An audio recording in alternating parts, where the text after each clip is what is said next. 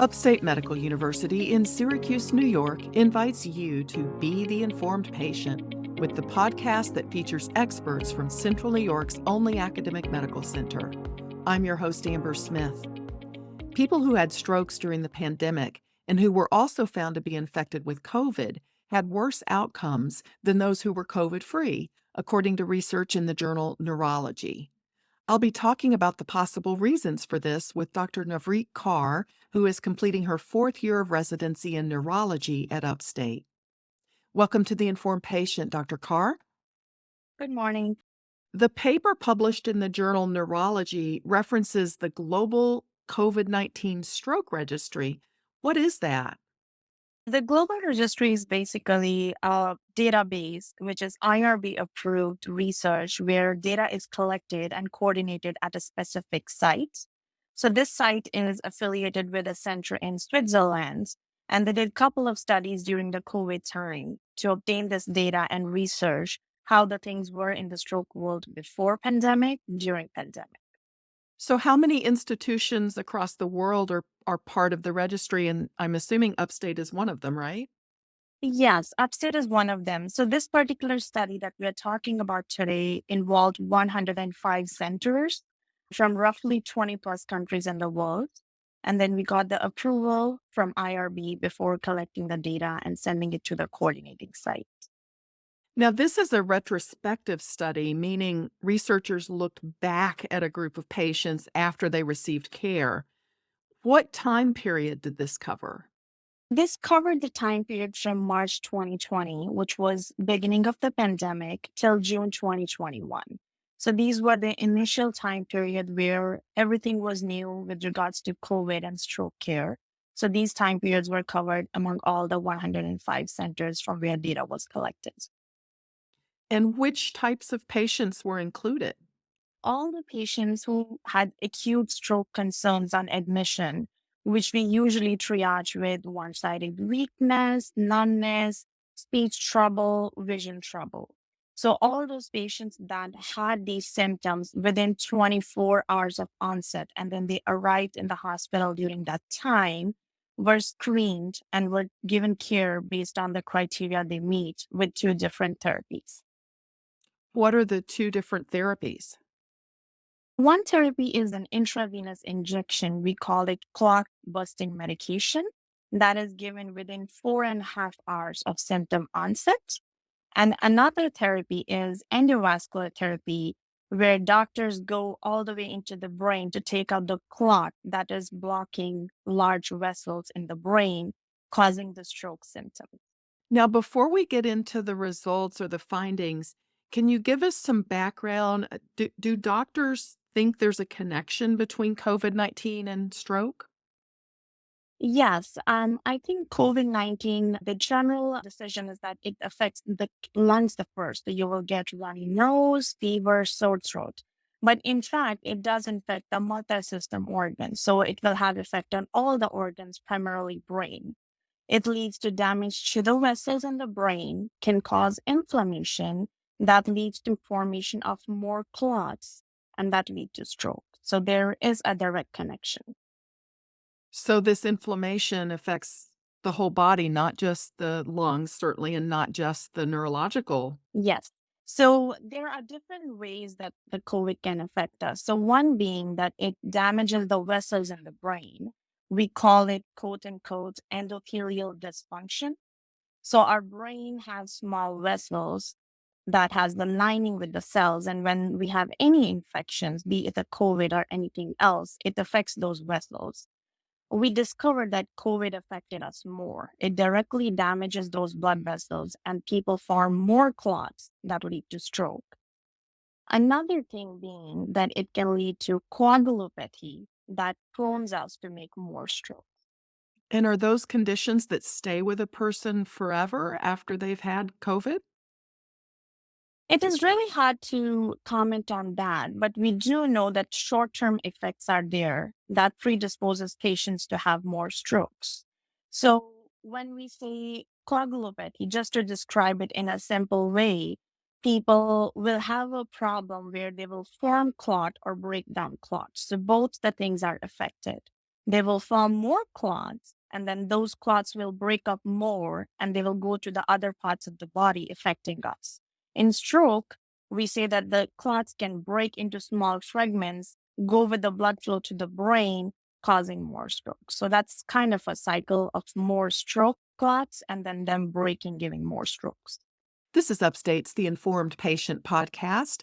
I'm your host, Amber Smith, and I'm talking with Dr. Navreet Kaur about an interesting global study she was involved in that looked at patients who had strokes during the pandemic and compared the outcomes between those who tested positive for COVID and those who were found to be COVID free. Now, the global COVID-19 stroke registry included more than 15,000 patients from 105 centers. What percentage were found to have COVID-19? Roughly 5.6% of the patients, a total of 853 patients in the study, were COVID positive at the time of stroke. For the treatment, what percent of those got clot-busting medication and what percent underwent the endovascular procedure you described? Roughly 38% of the people got the IV medication that we were talking about, the clot busting medication. And about 61% of the people got the endovascular therapy, where we go all the way up in the brain to take the clot out. So looking at those with COVID-19, how did their outcomes compare with those who did not have COVID-19? When we compared the patients with COVID positive and without COVID positive, we saw that the patient who had COVID during the time of the stroke had worse outcomes. So when we say in our stroke world, the worst outcome means their exam is worsening, like they are more weak, they are more numb. And we measure it with doing a repeat scans of the brain. So our threshold for doing a repeat scan is if their stroke scale is worse than more than 4 point that was when they came in. So let's say they had a weakness, they had numbness, their stroke scale was 10, and then they got treated for the stroke, and now it's 14. And then do a CAT scan and there is a bleed. We say that that's significant. So these patients had more bleeds in the brain. They had poor outcomes at 24 hours. And when we tracked them across the 3 months period, they had worse outcomes as compared to people who were COVID negative at the time of stroke. Can you explain or can you speculate why their outcomes were so much worse? From what we think is that the same thing we were talking about earlier, more clot formation, more inflammation, more damage.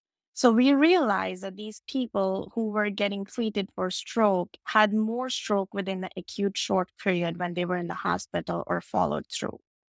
One certain thing was that the clots, they were very difficult to take out. Like we have seen that the patients who required the interventional endovascular therapy, they had more failed outcomes, which we measure with the perfusion or the amount of blood they are taking back to the brain after we take the clot out. So they were not able to have that good blood supply and perfusion after the surgery, which tells us maybe these clots are different to take out as compared to normal. Now, this study was from a time period before there was a vaccine available. Do you think the results would be different today if the patients testing positive for COVID had previously been vaccinated? I think that would be very difficult to say as well because COVID has many variants and some people get more inflammatory response as compared to other. So if we think in a way that patient who got vaccine, they're not that severely sick, perhaps they did not have that amount of damage or inflammation. So their symptoms and stroke symptoms were less severe. But we don't have any data or big study to prove that. So theoretically, maybe yes, they will have lesser stroke, but we need more research to conclude that point. Have the findings from this paper altered the way you treat patients with stroke who test positive for COVID-19? We always do the same treatments for our patients, the intravenous therapy within 4.5 hours and the endovascular therapy within 24 hours of the symptom onset. The only thing we think that is a patient who had COVID, we have to be very vigilant that these patients have tendency to form more clots and have more strokes. So we do close monitoring for everyone. So we do them a same treatment. Although they did have worse outcomes in the study, still it's a standard of care and should be given to all the patients. So I think we are doing the things that we do with the non-COVID patients as well, and we shall continue to do so until we have more data. Do you think any of the same concerns that apply to stroke patients who test positive might also apply to a stroke patient who survived COVID but has the lingering long COVID symptoms that we've heard about? That is a great question. So, COVID, we know that within 6 months to a year, and there have been studies to say that people have more tendency to form more clots within first 6 months to a year of a COVID infection. So, perhaps yes. In this particular study, we did not include the patients who were positive more than 7 days before they received this treatment. So, we just included the acute patients. But if we think about the inflammatory response that COVID brings to patients' body, yes, there is a chance that they are hypercoagulable, which means they have more tendency to form clots within first few months, particularly 3 to 6 months of the infection. But again, we don't have any research to prove that. Dr. Carr, thank you so much for making time for this interview. Thank you so much for having me. My guest has been Dr. Navreet Kaur, who is finishing a 4-year residency in neurology at Upstate. The Informed Patient is a podcast covering health, science, and medicine brought to you by Upstate Medical University in Syracuse, New York, and produced by Jim Howe. Find our archive of previous episodes at upstate.edu/inform. This is your host, Amber Smith, thanking you for listening.